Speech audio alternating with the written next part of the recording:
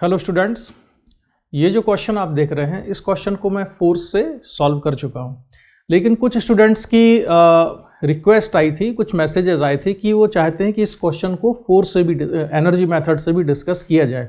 तो इसको मैं एनर्जी मेथड से क्वेश्चन को डिस्कस करता हूँ। एनर्जी मेथड से अगर क्वेश्चन को डिस्कस करना है तो अप्रोच एनर्जी मेथड में भी ऐसे ही होती है कि हम दो परिस्थितियों में इक्वेशन लिखते हैं। पहली इक्वेशन लिखते हैं जब सारा सिस्टम इक्विलिब्रियम में होता है। जब सारा सिस्टम इक्विलिब्रियम में होता है तब नेट फोर्स इक्वल टू 0 और नेट टॉर्क इक्वल टू 0 से फर्स्ट केस की इक्वेशन बनाई जाती है। ये इक्वेशन एक भी हो सकती है, दो भी हो सकती है। अगर कोई ऐसी बॉडी है जिसका मोमेंट ऑफ इनर्शिया दिया है और वो रोटेट भी हो रही है, हो सकती है, तो ऐसी प्रोसेस में इक्वेशन इक्विलिब्रियम कंडीशन में एक से ज़्यादा भी बन सकती है। लेकिन यहाँ पर सारी पुली मासलेस दी हुई है, मोमेंट ऑफ इनर्शिया का रेलिवेंस या नहीं है, इसलिए एक ही इक्वेशन बनेगी। ठीक है। इसके बाद जो दूसरी इक्वेशन बनेगी, दूसरी इक्वेशन हम बनाते हैं जब सिस्टम ऑसिलेट कर रहा होता है तो ड्यूरिंग दी ऑसिलेशन कोई भी रैंडम पोजीशन लेके हम वहां पर कंजर्वेशन ऑफ एनर्जी की इक्वेशन लिखेंगे। टोटल मैकेनिकल एनर्जी उस इंस्टेंट पर कितनी है, और एनर्जी को डिफरेंशिएट करके फिर हम एक्सेलरेशन को प्रूव करते हैं डिस्प्लेसमेंट के प्रोपोर्शनल और अपोजिटली डायरेक्टेड, और फिर वहां से सिंपल हार्मोनिक मोशन की कंडीशन को प्रूव करके एंगुलर फ्रीक्वेंसी या टाइम पीरियड निकालते हैं। ठीक है। तो एक चीज याद रखना, चाहे एनर्जी मेथड हो चाहे फोर्स मेथड हो, दोनों में ही जो पहली इक्वेशन लिखी जाती है वो तो फोर्स या टॉर्क से ही लिखी जाती है। तो एनर्जी मेथड यूज करने का मतलब ये नहीं है कि आप पूरी तरह से फोर्स या टॉर्क को इग्नोर कर सकते हैं। फर्स्ट इक्वेशन जो इक्विलिब्रियम कंडीशन में हम बनाते हैं उसमें तो हमें जरूरत पड़ेगी ही पड़ेगी, किसकी? टॉर्क की और फोर्स की। ठीक है।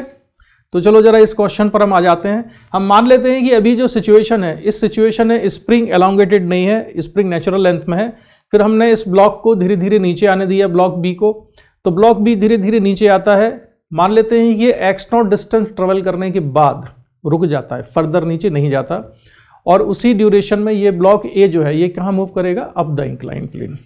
तो मैं मान लेता हूं कि जो ब्लॉक बी है ये कितना नीचे आता है? ब्लॉक बी नीचे आता है x0 के बराबर। ये जो पोजीशन आप देख रहे हो, ब्लॉक बी कितना नीचे आया? x0। अगर ब्लॉक बी x0 नीचे आया है तो जो ब्लॉक ए है ये कितना मूव करेगा? तो ध्यान रखना कि जब भी स्प्रिंग पुली मूवेबल होती है, जैसे कि यहां पर ये वाली पुली मूवेबल है, तो जब भी पुली मूवेबल होगी तो उससे कनेक्टेड जो ब्लॉक्स होते हैं उनका डिस्प्लेसमेंट सेम टाइम में अलग अलग हो सकता है। तो ब्लॉक ए का डिस्प्लेसमेंट या ब्लॉक ए ने जो डिस्टेंस ट्रेवल की होगी यहां पर वो कितनी होगी? x0 का डबल यानी 2x0 के बराबर होगी। ठीक है। तो ये मैंने बनाया 2x0। इसके साथ साथ मैं मान लेता हूं कि ये वाली जो स्ट्रिंग है यहां पर, इसमें टेंशन कितना है? T। अगर यहां टेंशन T है तो देखो यहां से ये स्ट्रिंग घूम के आ रही है ऐसे, तो यहां पर और यहां पर इन दोनों जगह पर भी टेंशन कितना होगा? T के बराबर होगा। तो इसको भी हम लिख देते हैं कि टेंशन कितना है? T के बराबर है। ठीक है। अब एक स्ट्रिंग जो पुली और ब्लॉक बी को कनेक्ट करती है उसमें टेंशन कितना होगा? उसमें टेंशन 2T होगा। तो इसको भी हमने लिख दिया कि यहां पर टेंशन कितना है? 2T के बराबर है। ठीक है। अब क्या काम किया हमने? अब सारा सिस्टम इक्विलिब्रियम में है, अब हम फ्री बॉडी डायग्राम बनाते हैं। तो ब्लॉक बी का जब फ्री बॉडी डायग्राम बनाएंगे तो उसमें एक ग्रेविटेशनल फोर्स लगेगा vertically downward, tension 2T upward लग रहा है, और इक्विलिब्रियम की कंडीशन है इसलिए 2T इक्वल टू mg होगा। इसके बाद फ्री बॉडी डायग्राम बनाते हैं हम ब्लॉक ए का। तो ब्लॉक ए के फ्री बॉडी डायग्राम में down the incline plane mg sine theta होगा, स्प्रिंग फोर्स लग रहा होगा k इंटू 2x0। याद रखना स्टूडेंट्स, मैक्सिमम टाइम जो मिस्टेक करते हैं वो इसी तरह की मिस्टेक करते हैं, बाकी कॉन्सेप्ट वो सही लगाते हैं। ब्लॉक बी अगर x0 मूव किया है तो ब्लॉक ए मूव किया है 2x0, और स्प्रिंग एलोंगेशन कितना है? 2x0 के बराबर।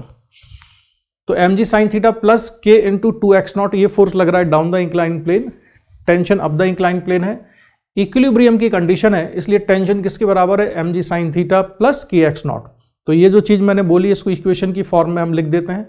तो जो इक्वेशन हमको मिलेगी वो इक्वेशन ये मिली हमको, 2T इक्वल्स टू mg और T equal to mg sine theta plus 2kx0।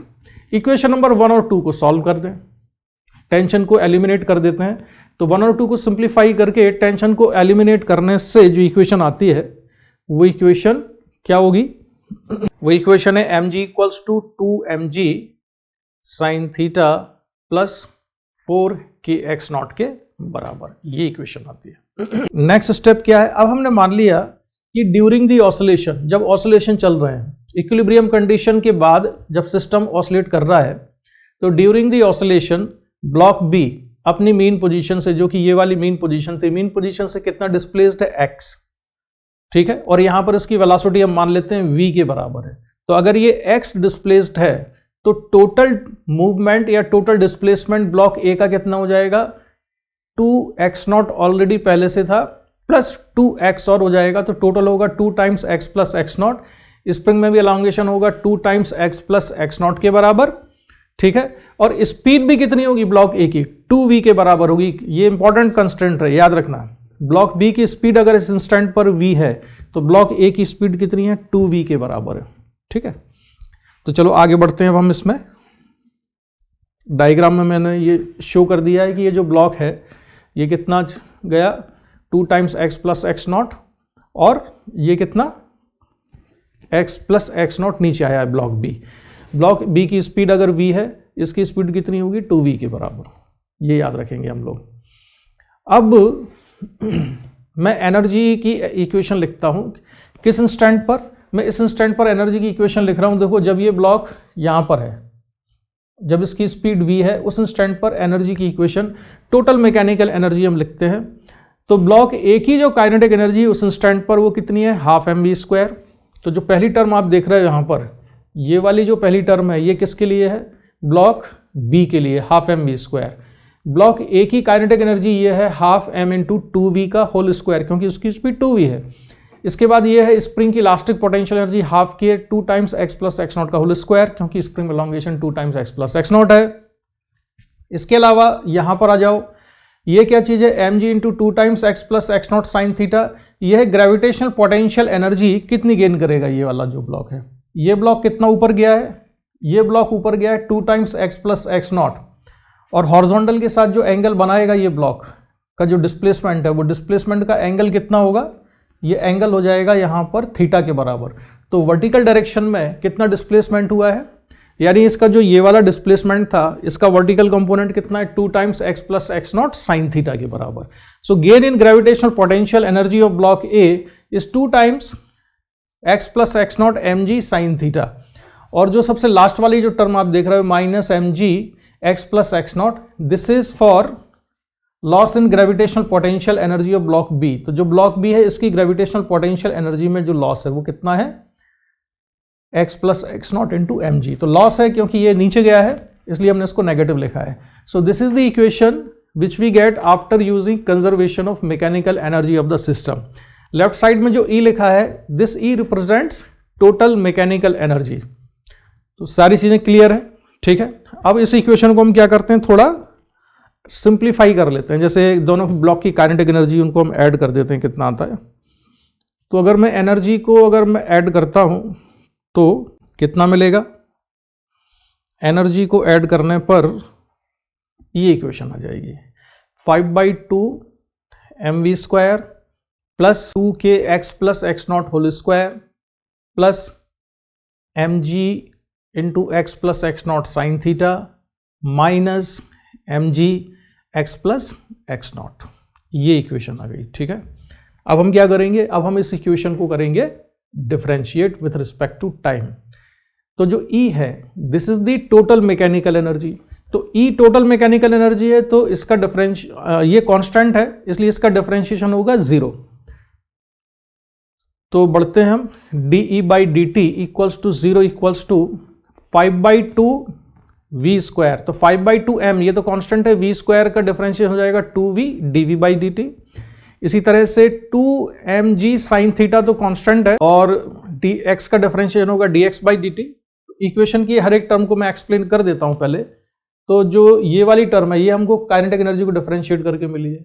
जो ये वाली टर्म है, ये इसको डिफरेंशिएट करके आई है, ये वाली 2k x प्लस x0 का होल स्क्वायर।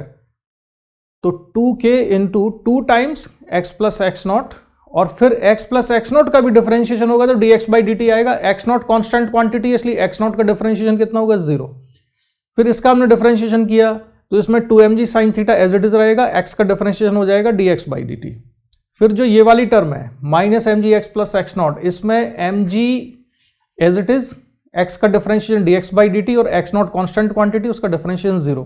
तो देखो यहाँ पर भी dx बाई dt है, इसमें dx बाई dt है, यहाँ पर dx बाई dt है, और ये कितना है, v के बराबर है।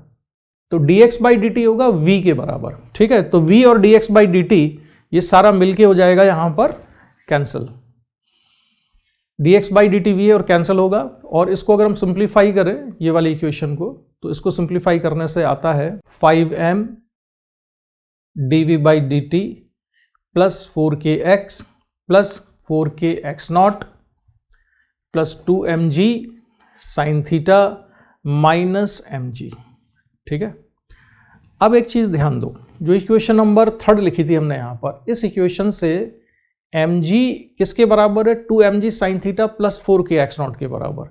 तो इस वाली इक्वेशन में जो ये mg है और 4kx not plus 2mg sine theta ये हो जाएंगे कैंसिल। तो बचेगा क्या, बचेगा केवल ये वाली टर्म बचेगी 4kx और 5m dv by dt। Simplify करते हैं इक्वेशन को फर्दर, तो फर्दर इसको अगर हम इक्वेशन को सिंप्लीफाई करें तो 5m dv by dt plus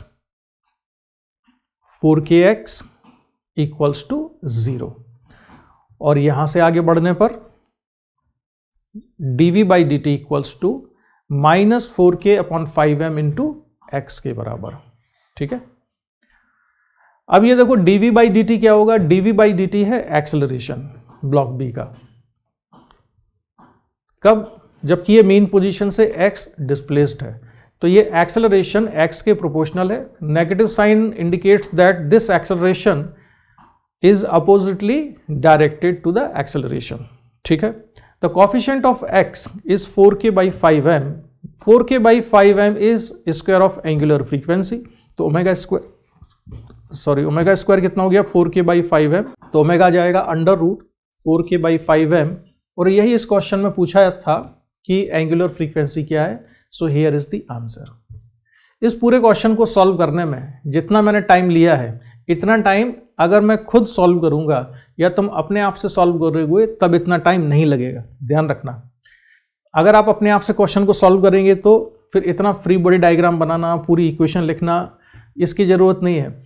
आपकी अगर प्रैक्टिस अच्छी है तो आप डायरेक्ट इक्वेशन नंबर 3 पर आएंगे। मैं बताऊं, अगर कोई भी स्टूडेंट ढंग से प्रिपरेशन कर रहा है कॉम्पिटिटिव एग्जाम की, तो ये इक्वेशन नंबर 3 लिखेगा। इसके बाद वो लिखेगा कौन सी इक्वेशन, वो आएगा इस वाली इक्वेशन पर, half m v square plus 1/2 m into 2v का होल स्क्वायर। इसको हम अपने दिमाग में ही ऐड करके डायरेक्ट इतना लिख सकते हैं। अगर आपकी प्रैक्टिस अच्छी है तो ये किया जा सकता है। डिफरेंशिएट करने के बाद आप यहाँ पर आएंगे और यहाँ पर इक्वेशन को देखते ही आपको पता चल जाएगा कि इक्वेशन नंबर 3 से ये जो mg 2mg साइन थीटा और 4kx नॉट कैंसिल हो रहा है और ये बचेगा और फाइनली आंसर आएगा। तो आप इसको जो है ज़्यादा से ज़्यादा 1.5 मिनट में, 2 मिनट में इस क्वेश्चन को सॉल्व कर सकते हैं अगर प्रैक्टिस अच्छी है तो। लेकिन कुछ ऐसे भी क्वेश्चन होते हैं सिंपल हार्मोनिक मोशन में जिनको कि एनर्जी से सॉल्व ही नहीं किया जा सकता, ठीक है। मैं आपको नेक्स्ट क्लास होगी या नेक्स्ट एग्जाम्पल में बताऊंगा कि कुछ ऐसे क्वेश्चन हैं जहां पर मैकेनिकल एनर्जी कंजर्व नहीं है, और जहां पर मैकेनिकल एनर्जी कंजर्व है ही नहीं तो वहां पर आपको मजबूरी में कौन सा मेथड लगाना पड़ेगा, आपको फोर्स या टॉर्क का मेथड ही लगाना पड़ेगा। Bye bye.